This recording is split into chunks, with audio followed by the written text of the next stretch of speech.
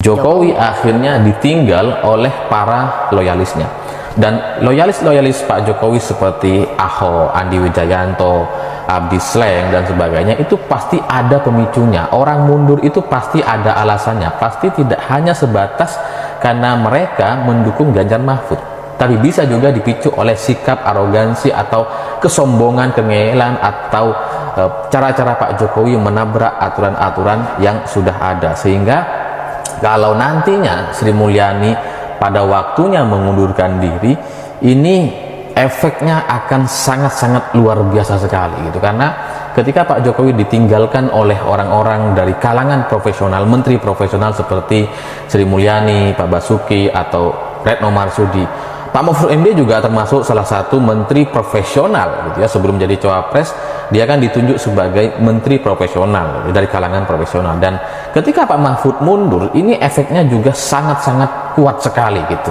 Bedanya antara menteri profesional dengan menteri dari kalangan partai itu, biasanya menteri dari kalangan profesional ini punya hubungan emosional yang jauh-jauh lebih kuat dibandingkan menteri-menteri dari kalangan partai. Sehingga kalau Sri Mulyani nanti pada waktunya mengundurkan diri, saya tidak bisa membayangkan bagaimana situasi di negara kita akan seperti apa gitu ya. Apalagi kalau misalkan mundurnya itu beberapa hari jelang pencoblosan atau di hari tenang tanggal 11, 12 atau 13 Februari. Itu nampaknya bisa mendorong Pilpres ini cukup satu putaran saja untuk kemenangan Ganjar dan Pak Mahfud. Karena di hari H pencoblosan itu masih ada masa yang akan menentukan. Yang sekarang disurvei itu tidak menggambarkan semuanya, masih ada sisa orang-orang yang akan memutuskan untuk memilih siapa di Pilpres ini, sekitar 12% suara yang akan menentukan setelah mereka menonton debat terakhir atau pas hari H ketika pencoblosan. Mereka masih bisa menentukan, dan mereka ini dari kalangan swing voter sebesar 12%. Sehingga kalau Ibu Sri Mulyani mundur di hari tenang 11, 12, 13 Februari, nampaknya ini akan menjadi satu sejarah bahwa di hari tenang ternyata ini tidak tenang.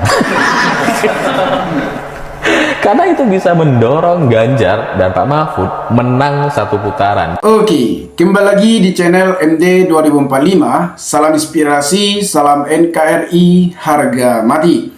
Teman-teman mungkin sudah mendengarkan sedikit edukasi dari saudara kita, Ahli Puraman, membahas tentang Pak Jokowi, yang dimana Pak Jokowi telah ditinggalkan oleh para menterinya, seperti Menteri Ahok, Menteri Mahfud MD.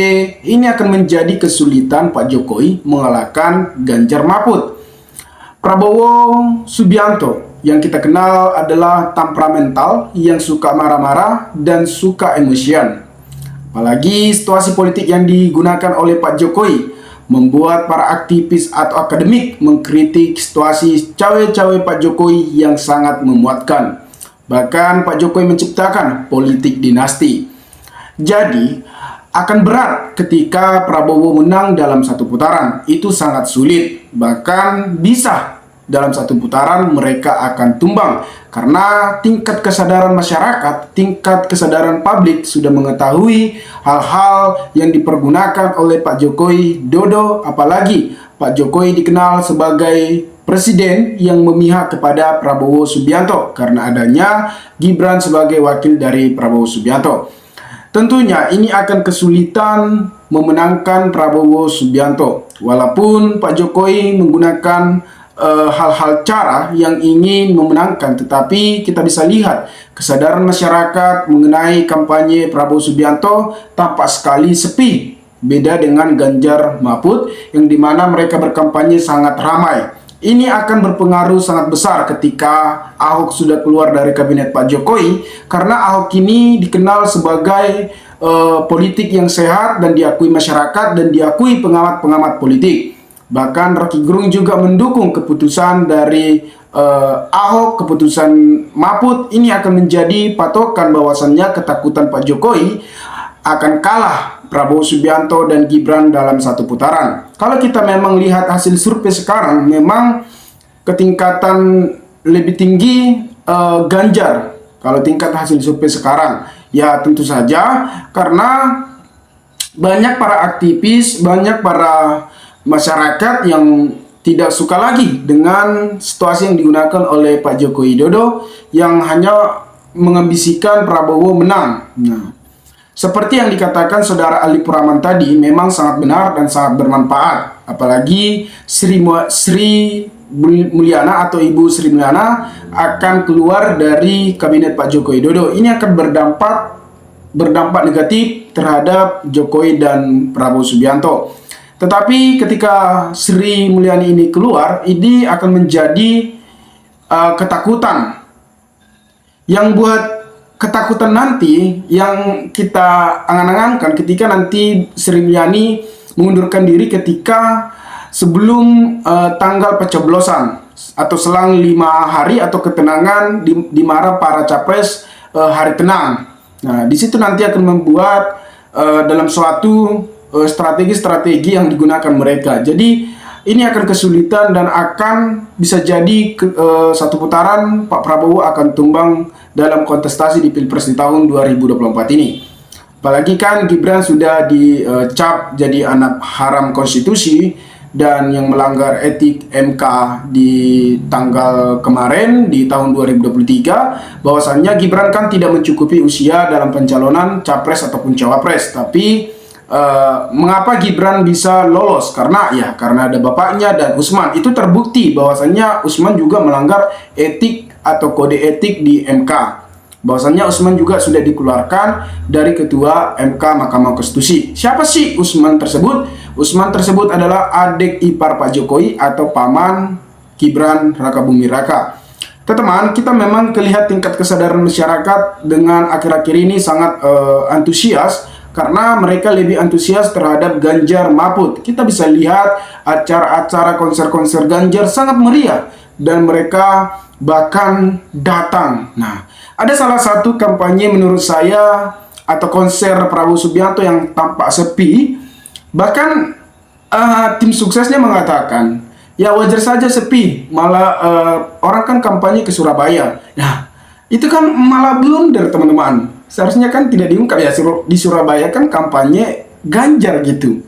Itu lebih blunder lagi. Jadi ya kita bisa lihat teman-teman.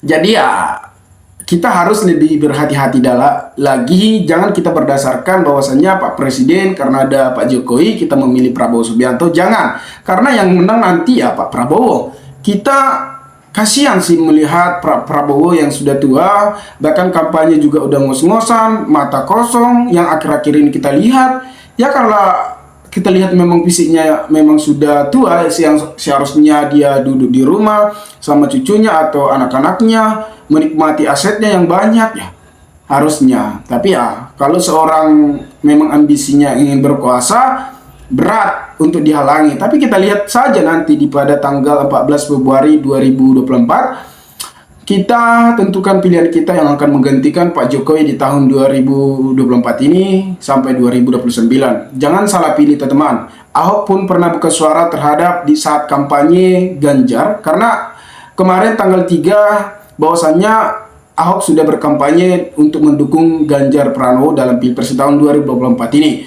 Ahok mengatakan jangan salah pilih, pilihlah Ganjar Mahfud. Nah, sedangkan Ahok adalah orang yang sangat bersih menurut saya. Itu mentor saya.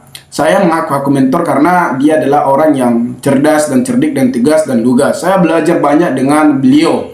Jadi ya kita harapkan saja nanti ketika dalam pemilu nanti ya kan gak berapa hari lagi, paling ya 7 hari atau 10 hari lagi udah pencoblosan di tim ses atau di sana. Tentunya harus kita memilih bagaimana kita harus memilih pemimpin yang memang layak memimpin NKRI ini. Jangan salah pilih teman-teman.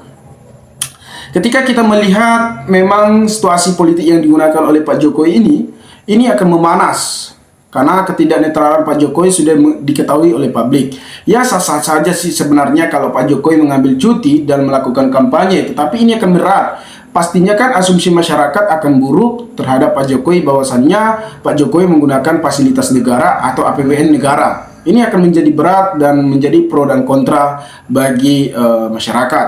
Nah, saya heran lagi, saya melihat video ketika berdebat kemarin, kesombongan Gibran pada tanggal 21 Januari 2024 kemarin. Saya melihat kesombongan Gibran atau arogan Gibran yang seakan-akan dia lebih pintar dari Cak Imin atau Mahfud. Saya melihat tim suksesnya malah bangga gitu melihat karakter yang song dan sombong. Saya heran, padahal seorang anak muda harus lebih taat kepada orang tua. Ya mau sepintar apapun kan bisa dijawab mohon maaf nih, atau lebih konkret atau lebih sopan. Kita bisa jawab dengan perdebatan yang sopan. Jadi nilai besar bisa terdapat kepada Gibran. Tetapi kita lihat kemarin bahwasannya Gibran juga memaparkan misi-misinya sepertinya dihafal, bukan dirinya sendiri yang membuat visi misinya. Itu menjadi pro dan kontra nanti teman-teman. Teman-teman, banyak memang yang terjadi saat ini yang sangat memuatkan, situasi politik yang sangat ya kita lihatlah cawe-cawe Pak Jokowi semakin terbongkar. Nah teman-teman, dimanapun Anda berada, maka diberikanlah kesehatan dan berikanlah tanggapan teman-teman di kolom komentar agar kita bisa saling tukar pikiran satu antara lain. Salam inspirasi, salam NKRI, MD 2045 melaporkan.